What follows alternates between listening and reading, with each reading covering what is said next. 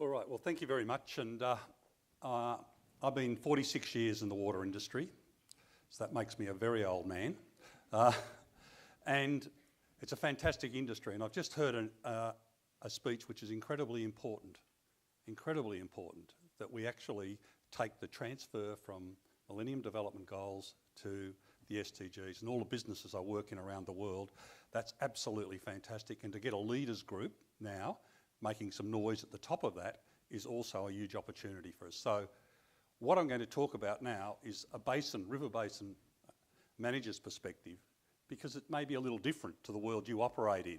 And I'm going to apologise to start, because there's many people from areas I'm going to speak about in Africa and Asia and alike, and I'm only going to give you a snapshot, a little bit of the story, because I have 20 minutes, right? So you want to come out and talk to me over a cup of coffee, I'll fill in the rest of the story. But the reason I'm going to give you these little bits of the story is because everything you do occurs in a catchment, right? Everything. And so as a consequence, at the end of the day, we're going to be accountable for the changes that we invest in. Now, I started as a taps and toilets person in the Mornington Peninsula in Victoria years and years ago, before I got smarter and moved on to less complicated problems. So let's move into the basin.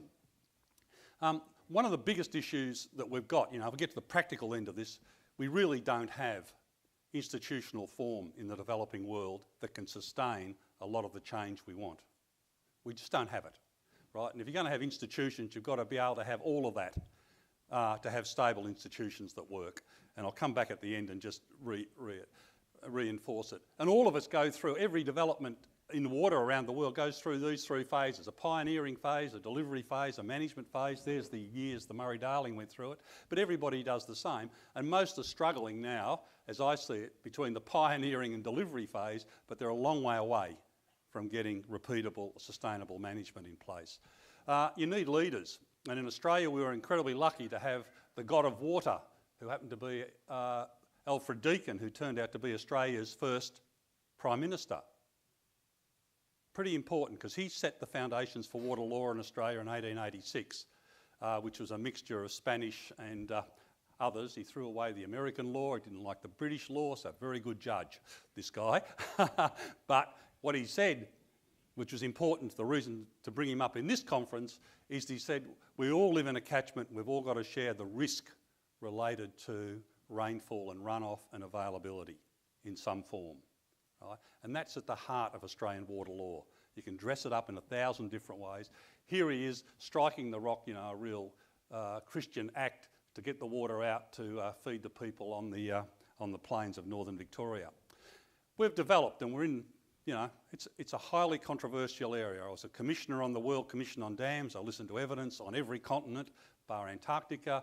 I heard terrible tales, I heard fantastic tales, but we're in this position. Now, a few facts just to get us started. There are 45,000 large dams on Earth, and when I was born in 1949, there was 5,000 large dams, there's 45,000 large dams. There won't be 55,000 large dams when you die. There won't be, not possible, right? So the issue is we're going to manage what we've got effectively. Water's also, there's different statistics for this, but a large amount of the world's water crosses an international boundary, so it's going to be contested. We've got thousands of treaties. We have a country that was just created that came out of a water conflict, South Sudan. I'll come back and talk a little bit about it. But there's people have been trying to solve how we share this for years, and still we don't have a roadmap. God, every time we walk up to negotiate, we start from way back there. How can that be possible? How can that be possible that we have not got an international framework to deal with these issues? Now, I chair IWMI, the International Water Management Institute, so I'm supposed to worry about feeding people. Right, so let me tell you what's going to underpin food security. Right, because we don't want to be hungry, and if you're in Brisbane, you definitely don't want to be hungry in Brisbane. Right, so I've got 218 million hectares of surface irrigation water worldwide. We've got $500 million of groundwater-driven surface irrigation worldwide. Those two assets will guarantee food security for 9 billion people. Will they guarantee food security and water for water supply and sanitation as well? Every large aquifer on Earth is declining. No exceptions. Every large aquifer on Earth. Now, parts of the eastern Gangetic Plains, that's not true. The western it is. So it's a bit uneven. And if you can work all that out, and you can get a hold of these slides later, I don't have time to go through it, but on the left is the number of population of people participating in groundwater. So in the Terai in Nepal up there, it's 80%. And the little size of the circle looks at the economic outcomes from their effort in using, in their case, 10 cubic kilometres of groundwater. 10 cubic kilometres is a fair bit. So people in the developed world make a lot of money out of groundwater. People in the poor make not much money out of groundwater, and that's the opportunity. That is the only thing that I see is a ray of sunshine in this whole story. Because if we can make those people more effective in turning water into wealth, we've got a chance to share water in a different way than we're currently doing it. Okay, so let's do Murray-Darling. Just a bit of background. These are the basins I work on consistently around the world. The Irrawaddy's not on there, and I've been doing that for the last 4 or 5 years. Everywhere I work on these basins, I deal with this clash politically about the perception of what we've got with very little fact to support it. It's all about perception, political perception, social perception, and there's very little repeatable fact, and that becomes a huge problem.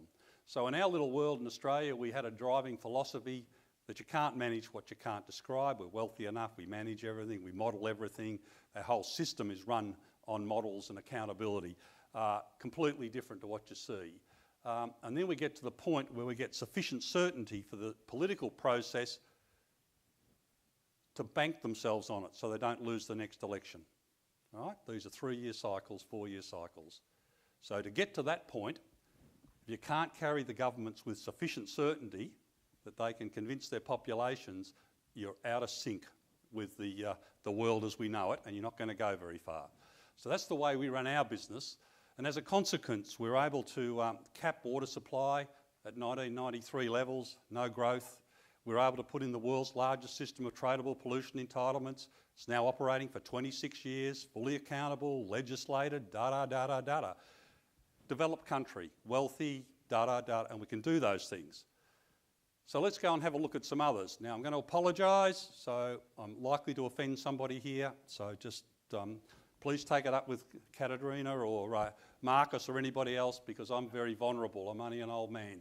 Okay, so I've been working on the Nile now for 15 years, on and off, done the hydrology, da-da-da-da, all the stuff you do, not just go around and fluff around it.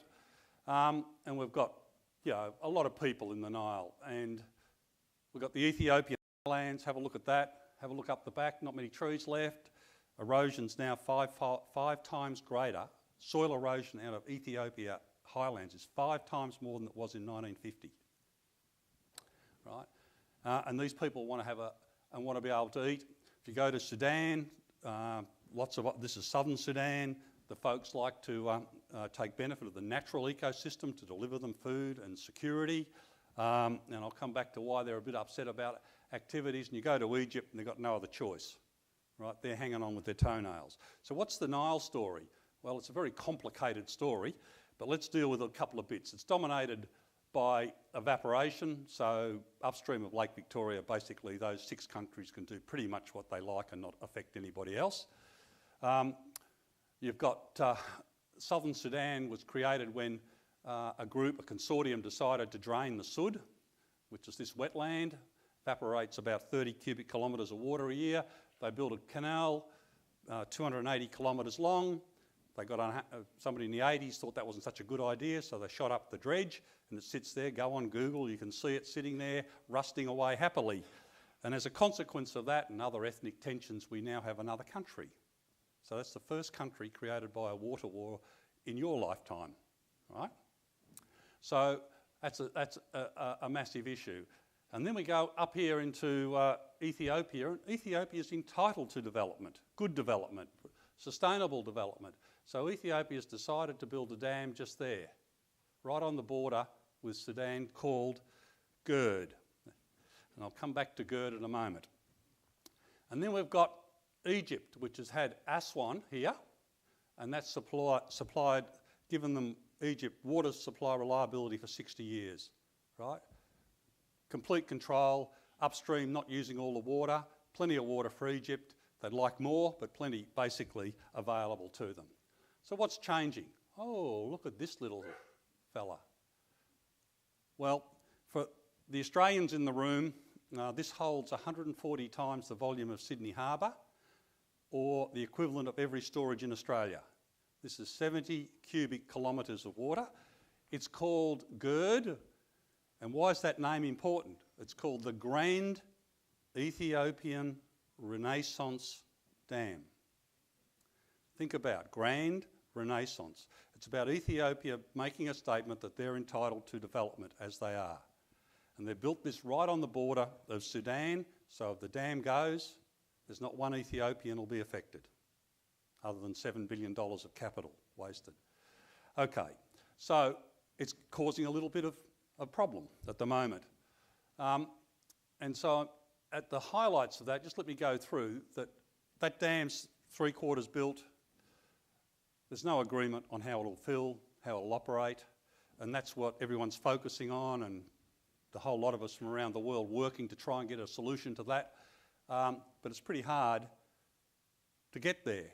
So, but you have a look at the outcomes from it, you know.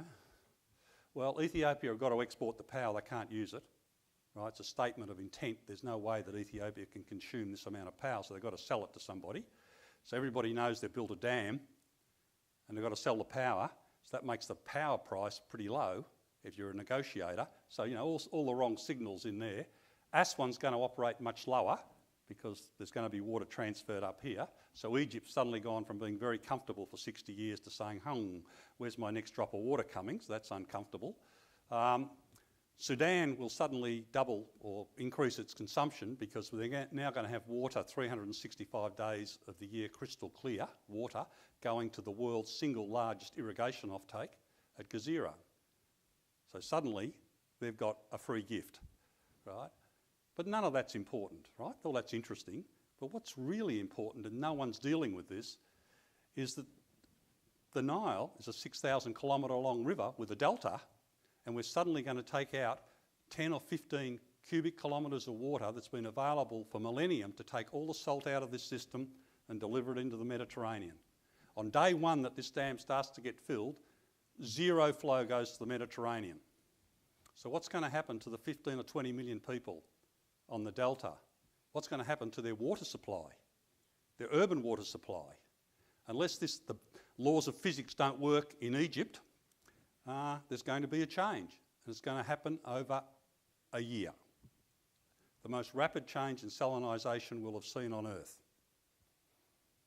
Now, I can't get anyone to do the research to prove this is right or wrong, so we're all going to watch it. We're going to be spectators to this happening, and I can guarantee you right now it's going to happen.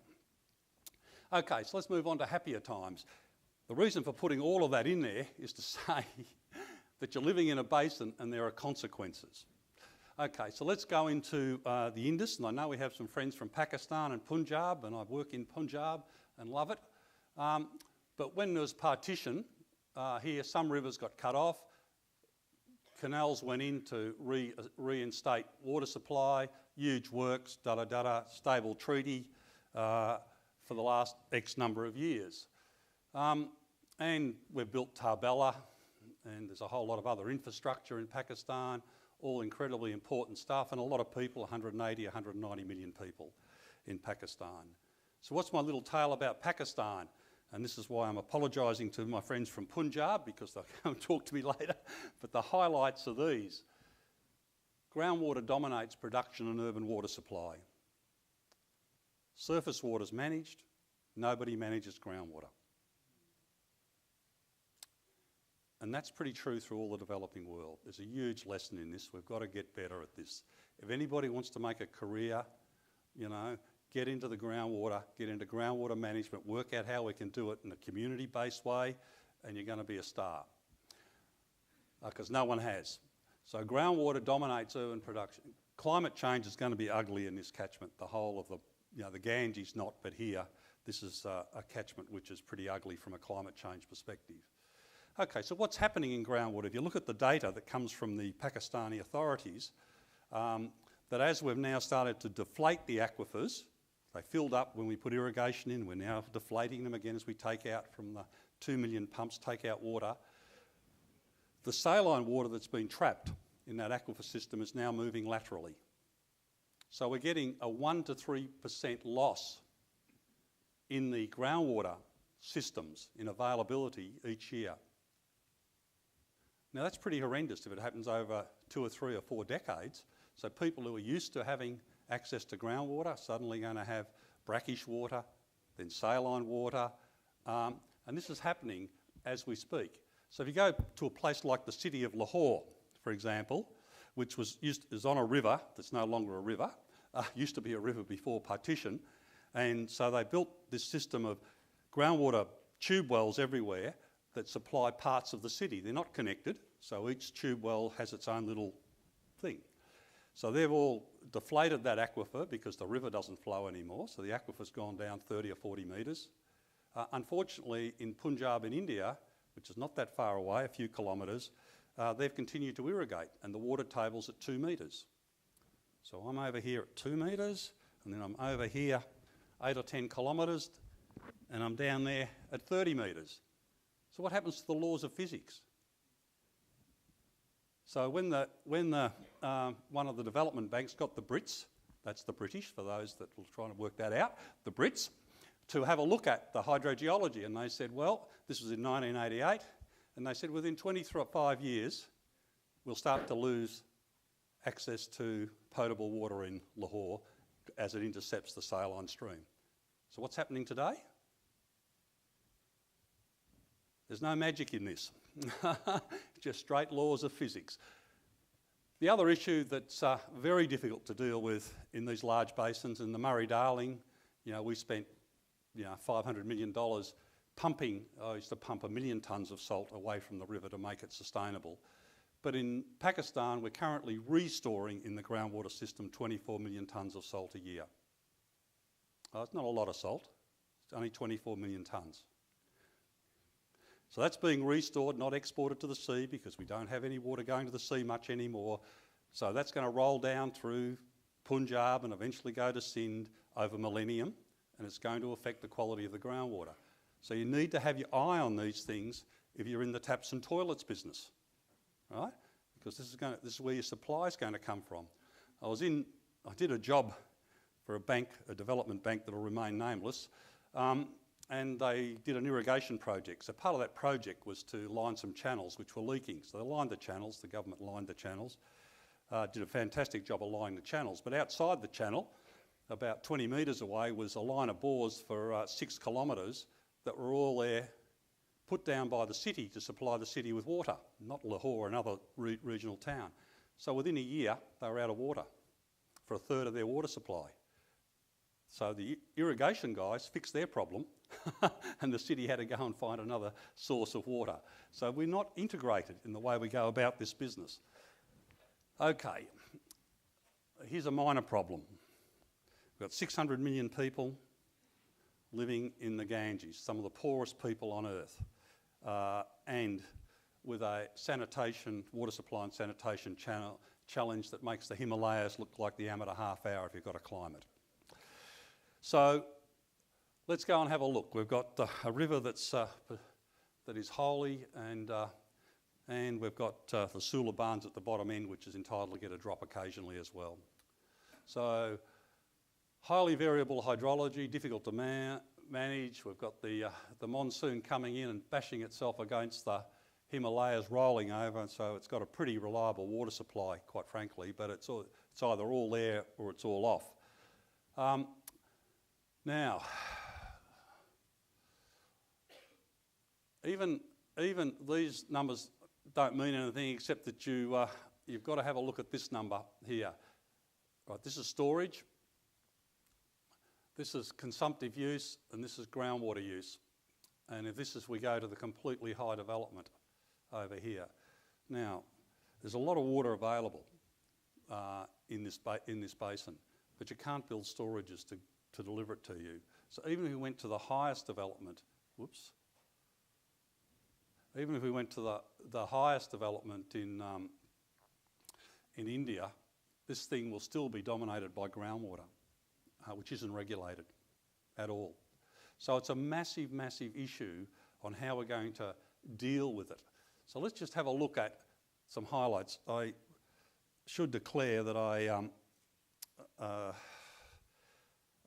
chair a very small panel of 3 people working for the Government of India, trying to provide strategic advice on managing this.